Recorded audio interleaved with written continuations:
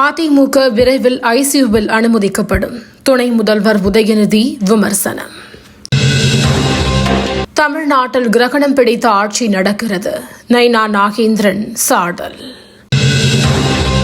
சென்னை தலைமைச் செயலகத்திற்கு வெடிகுண்டு மிரட்டல். நிபுணர்களின் சோதனைக்கு பிறகு புரளி என தெரிய வந்தது. திருப்பூர் ரிதன்யா தற்கொலை வழக்கு விசாரணையை சிபிஐக்கு மாற்ற சென்னை உயர்நீதிமன்றம் மறுப்பு.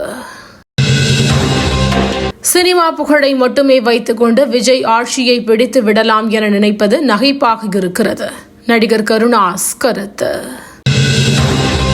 தொடர்ந்து உயர்ந்து வரும் தங்கம் விலை 1 கிராம் 10,000 கடந்தது. பீகார் மாநிலத்தில் வாக்காளர் பட்டியலில் பெயர் சேர்ப்பதற்கு ஆதார் அட்டையை ஆவணமாக ஏற்றுக்கொள்ளலாம். தேர்தல் ஆணையத்திற்கு உச்சநீதிமன்றம் அறிவுறுத்தல்.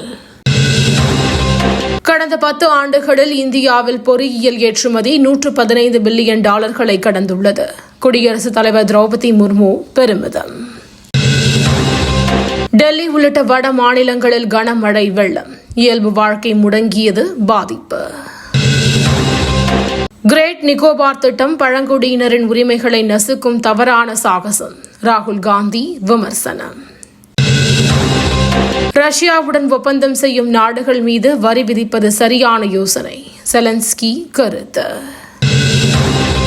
ஹமாஸ் அமைப்புக்கு என்னுடைய கடைசி எச்சரிக்கை. ட்ரம்ப் பதிவு. நேபாளத்தில் 26 சமூக வலைதளங்களுக்கு தடை விதிக்கப்பட்டதால் இளைஞர்கள் போராட்டம். போலீசாரின் துப்பாக்கிச் சூட்டில் 9 பேர் பலி. சஞ்சு சாம்சன் தான் தொடக்க வீரராக களமிறக்கப்பட வேண்டும். ரவி சாஸ்திரி கருத்து.